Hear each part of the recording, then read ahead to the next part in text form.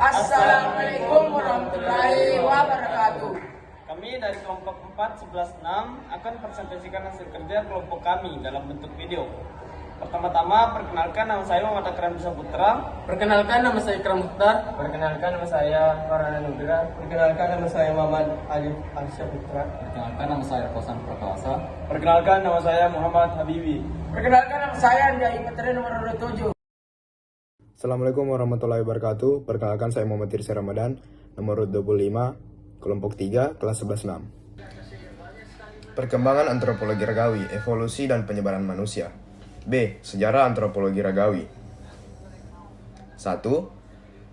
Pada tahap awal perkembangan antropologi ragawi atau fisik ditandai dengan studi tentang ras dan evolusi. Pada bab 1 sudah dijelaskan awal mula antropologi hadir yang diawali dengan pertanyaan what does it mean to be human dan how did we become human. Dari pertanyaan tersebut muncullah pemisah atau pengelompokan kajian antropologi sebagai penanda dalam menganalisis ilmu antropologi. Secara umum, antropologi terbagi atas dua bentuk, yaitu antropologi ragawi dan antropologi budaya. Antropologi ragawi berasal dari abad ke-18 sebagai upaya untuk mengklasifikasikan orang berdasarkan ras Blumenbach. Jonathan Marks 1995. Antropolog ragawi pertama adalah seorang dokter asal Jerman, yaitu Johann Friedrich Blumenbach 1752 sampai 1840 dari Göttingen. Ia mengumpulkan tengkorak manusia dalam jumlah besar sehingga dijuluki sebagai ahli keanekaragaman manusia pada tahun 1830-an dan tahun 1840-an. Antropologi ragawi memainkan peran penting dalam perdebatan tentang perbudakan. Seorang ilmuwan asal Inggris, James Cowles Pritchard 1786 sampai 1848 menganggap semua orang sebagai keturunan dari spesies yang sama atau monogenisme dan mengutuk adanya perbudakan di muka bumi. Di samping itu, karya James Cowles Pritchard tersebut mendapat pertentangan dari karya Samuel George Morton asal Amerika Serikat tahun 1799 sampai 1851 yang menyatakan bahwa manusia berasal dari beberapa spesies yang berbeda dan tidak cocok dengan spesies lainnya atau poligenisme. Pada akhir abad ke-18, antropolog ragawi asal Prancis Paul Broca 1824 sampai 1840 yang merupakan tokoh terkemuka memfokuskan penelitiannya pada anatomi tengkorak dan kraniometri. Pada saat yang sama pula muncullah gerakan Jerman yang dipimpin oleh Rudolf Virchow 1821 sampai 1902 memiliki pandangan yang berfokus pada pengaruh lingkungan dan penyakit pada tubuh manusia. Di lain tempat, khususnya wilayah Amerika, lebih berfokus pada sisa-sisa kerangka masyarakat adat di wilayah Amerika Utara dengan memainkan pendekatan terhadap kerangka, artefak, bahasa, dan budaya yang membentuk cara hidup seseorang. Dan perlu diketahui juga bahwa istilah antropologi ragawi mencakup data non-fisik seperti penanda genetik, perilaku primata, dan lainnya yang diakui oleh para ilmuwan pada pertengahan abad ke-19. Sejarah perkembangan antropologi ragawi memiliki perubahan yang cukup baik dari zaman ke zaman. Saat ini, antropologi ragawi mempelajari manusia sebagai organisme biologis yang melacak perkembangan manusia menurut evolusinya. Melalui aktivitas analisis yang mendalam terhadap fosil-fosil dan pengamatannya pada primata yang hidup, para ahli antropologi fisik juga berusaha melacak nenek moyang mengapa kita menjadi makhluk seperti sekarang ini. 2. Bentuk fisik manusia purba di Indonesia. Mempelajari antropologi ragawi itu sangat mempengaruhi pengetahuan kalian dalam melihat bagaimana perjalanan kehidupan manusia dilihat dari awal munculnya makhluk hidup tersebut.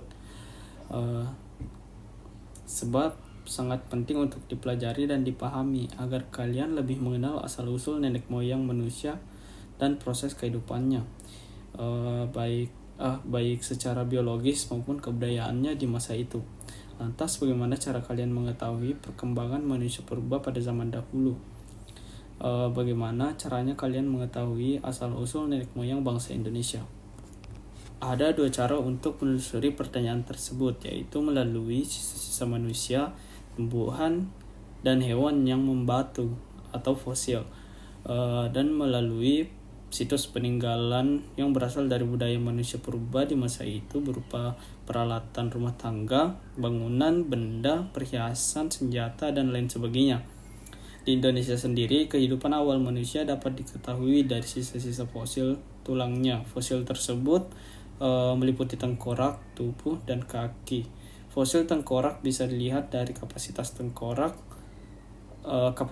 tengkorak yang mampu mengungkap sejauh mana kapasitas berpikir mereka dibandingkan dengan kapasitas manusia modern sekarang. Begitu juga bentuk tulang manusia kera. Dilihat dari bentuk tulang rahang, lengan, dan kaki dapat disamakan dengan bentuk tulang manusia modern. Berdasarkan penelitian yang dilakukan para ahli, ternyata manusia kera berbeda dengan manusia modern. Manusia kera memiliki kecerdasan tertentu yang lebih tinggi dari spesies monyet. Mereka sudah memiliki kemampuan untuk mengembangkan kehidupan sama seperti manusia sekarang. Meskipun pada tingkat yang sangat terbatas, mereka sering disebut sebagai orang purba atau orang yang hidup di zaman biasa. Berikut ini uraian mengenai jenis-jenis fosil manusia purba yang ditemukan di wilayah Indonesia. Selanjutnya yaitu Meganthropus paleojavanicus, merupakan singkatan dari Mega, yaitu besar, Anthropus adalah manusia, Paleo tua, dan Javanicus adalah Jawa. Manusia jenis ini dianggap sebagai manusia tertua yang hidup di Pulau Jawa sekitar 1 juta sampai 2 juta tahun yang lalu. Manusia purba jenis ini secara biologis memiliki ciri-ciri tubuh yang besar, dahi menonjol, dan pipi yang tebal. Makanan utamanya adalah tumbuh-tumbuhan. Manusia purba ini ditemukan oleh Ralph von Koningswald dalam bentuk fosil rahang bawah pada tahun 1941 di desa Sangiran, Lembah Sungai, Bengawan Solo. Dan selanjutnya itu Pithecanthropus robustus dan Pithecanthropus mojokertensis. Sebutan lain dari manusia purba ini adalah Pithe, yaitu kera, dan juga ditemukan oleh Ralph von Koningswald pada tahun 1936 di Lembah Sungai Brantas. Manusia purba ini dianggap sebagai generasi yang lebih muda dibandingkan dengan tipe manusia Meganthropus paleojavanicus. Tipe makhluk ini masih menyerupai kera. Oleh karena itu dinamai Pithe. Manusia purba ini diperkirakan hidup sekitar 30.000 sampai 2 juta tahun yang lalu. Dan selanjutnya itu Pithecanthropus erectus. Nama lain dari makhluk ini adalah erectus, yaitu tegak. Manusia purba jenis ini ditemukan pertama kali oleh Eugene Du Bois antara tahun 1890 dan 1892 di desa Trinil dekat Ngawi, Madiun. Berdasarkan temuan tengkorak, tipe manusia purba ini cukup kecil dan memiliki kemampuan berpikir yang rendah. Volume otaknya masih 900, sedangkan volume otak manusia modern sudah lebih dari 1000 dan spesies kera tertinggi 600. Diperkirakan makhluk purba ini hidup sekitar 600.000 hingga 1 juta tahun yang lalu. Dan selanjutnya yaitu Homo soloensis dan Homo wajakensis. Kedua jenis manusia purba ini ditemukan antara tahun 1931 dan 1934. Homo soloensis diidentifikasi di sepanjang Sungai Bengawan Solo, Ngandong, Sambung Macan, dan Sangiran oleh Terhar dan WFF Open North. Bentuk tubuhnya tegak dan dahinya sudah tidak menonjol. Mereka hidup sekitar 200.000 hingga 900.000 tahun yang lalu. Homo wajakensis ditemukan oleh von Richthofen di kota Wajak pada tahun 1888 dan ditemukan juga oleh Eugene Du Bois pada tahun 1889. Selanjutnya itu Homo wajakensis. Jenis manusia ini ditemukan oleh Ralph von Koningswald di Mojokerto pada tahun 1936. Fosil ini ditemukan adalah tengkorak seorang anak yang diperkirakan berumur tidak lebih dari 5 tahun. Fosil Homo mojokertensis yang ditemukan ini merupakan fosil bayi Pithecanthropus. 3. Bentuk fisik manusia purba di Indonesia. Coba kalian perhatikan gambar 2.9. Apakah kalian pernah merasa bahwa setiap manusia memiliki perbedaan yang sangat jelas? Mengapa setiap manusia secara fisik terlihat berbeda? Atau apakah semua manusia berasal dari nenek moyang yang sama? Sebenarnya bentuk fisik dan ras yang ada di sekitar kita telah mengalami perubahan secara terus-menerus sejak zaman purba hingga zaman digital. Saat ini ras dan evolusi manusia dalam menjalani proses perubahannya dapat dilihat berdasarkan ruang dan waktu. Seringkali kita mendengar bahwa konsep dan etnis selalu disandingkan pada setiap kehidupan manusia. Ras dapat diartikan sebagai salah satu konsep dasar antropologi ragawi yang tidak hanya mengamatkan morfologi saja, yaitu struktur fisik yang dapat diamati, tetapi juga bisa dilihat berdasarkan susunan genetik dari bagian-bagian di dalam spesialis itu sendiri, seperti golongan darah dan gen tertentu. Sementara itu, pengertian etnis cenderung merujuk pada unit-unit sosial dalam suatu sistem sosial atau budaya memiliki makna atau kedudukan tertentu karena faktor kebudayaan yang ada di istiadat, agama, bahasa, dan lain-lain. Dengan kata lain, melalui antropologi rogawi, kalian akan melihat sejauh mana keterkaitan antar manusia dengan kemampuan ras etnis yang dimilikinya. Keterkaitan ini perlu dipahami untuk membentuk sebuah identitas diri sebagai makhluk sosial. Berbicara tentang evolusi terjadi pada ras manusia tidak terlepas dari konsep-konsep teori yang dikemukakan oleh Charles Darwin, yaitu teori evolusi. Teori evolusi mengacu pada sebuah transformasi yang berlangsung secara bertahap, meskipun teori tersebut menjadi perdebatan antar ilmuwan dengan agamawan. Namun seperti sudut pandang antropologi, istilah evolusi merupakan gagasan bahwa bentuk kehidupan berevolusi melalui rantai perubahan dan transformasi yang tidak terputus dan satu bentuk ke bentuk lainnya, dan diterima sebagai titik awal pemikiran mereka secara umum. Konsep teori evolusi sering dikaitkan dengan istilah perubahan secara perlahan tapi pasti yang berasal dari karya Charles Darwin dalam buku Origin of Species. Darwin berprinsip pada survival of the fittest, yaitu hanya kuatlah yang mampu bertahan. Hal ini juga disadari sepenuhnya pada manusia, baik yang hidup di zaman dahulu maupun zaman modern ini. Hidir 2009. Evolusi pada jutaan tahun lalu sampai saat ini memberikan pengalaman yang cukup panjang bagi perkembangan manusia. Manusia berevolusi dari makhluk purba berbulu menjadi makhluk modern. Sekarang dan evolusi manusia yang dahulunya sangat hitam menjadi sangat putih. Keturunan manusia purba mengarah pada pembentukan kelompok. Pembentukan kelompok ras dan dengan warna kulit berbeda melalui mutasi. Warna kulit sebenarnya ditentukan oleh jumlah dan kepadatan zat pigmen pada kulit. Pigmen pemberi warna kulit ini disebut melanin. Makin banyak melanin dan makin padat di bawah jaringan kulit, maka makin gelap pula warna kulitnya. Dengan demikian, orang dapat melihat bagaimana dakra artik dan subartik ini menghadapi proses mutasi biologis dan proses seleksi alam yang menghasilkan generasi manusia dengan kulit berwarna putih dan yang berwarna terang pucat, sehingga menggantikan kulit berwarna gelap. Hidir pada tahun 2009. Selain proses evolusi, ras yang dapat memengaruhi perkembangan manusia sampai saat ini. Proses evolusi juga terjadi pada bentuk fisik manusia. Penelitian John Napier, Hidir pada tahun 2009. Mengkaji evolusi tangan manusia dimulai dengan struktur tulang yang awalnya disusun hanya mampu menahan benda besar sampai pada struktur yang memperhitungkan genggaman benda yang sangat kecil dan halus.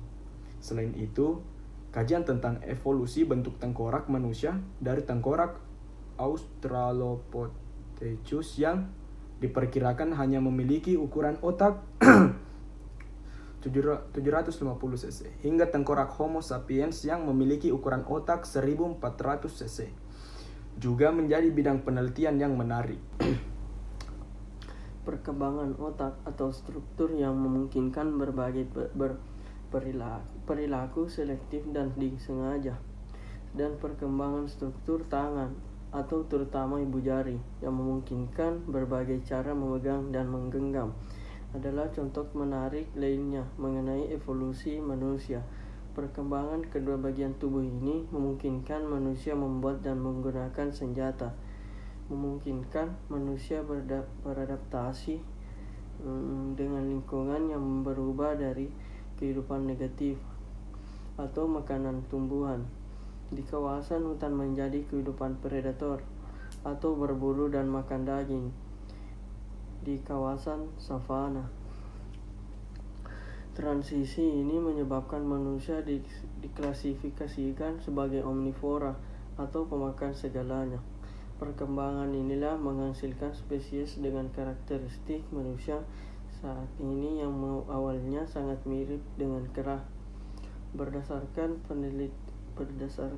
hasil penelitian evolusi manusia, dapat disimpulkan bagaimana kemungkinan evolusi manusia secara alamiah dapat meningkatkan kemampuan manusia untuk beradaptasi dengan perubahan lingkungan. Selain itu, pembelajaran yang dapat kita ambil dari materi antropologi ragawi tentang ras dan evolusi manusia sebagai berikutnya. A. Dengan adanya ras, seseorang bukanlah hasil kelahiran karena harapan atau B. Cita-cita, melainkan anugerah dari Tuhan. Dengan adanya ras, keragaman manusia harus dihormati sebagai makhluk sosial dengan hak asasi manusia yang sama. C. Adanya ras, kita dapat menghargai perbedaan ras yang pada hakikatnya juga belajar dalam mengembangkan nilai-nilai yang baik untuk menghindari tumbuh dan berkembangnya etnosentrisme dan stereotipe atau prasangka buruk terhadap kelompok lainnya. 4. Manusia ke arah berperilaku budaya. Perhatikan gambar 2. 14. Apakah proses evolusi manusia secara fisik mengaruhi perilaku dan kebiasaan hidupnya? Apakah proses evolusi manusia mampu meningkatkan perkembangan otak dan perilakunya dengan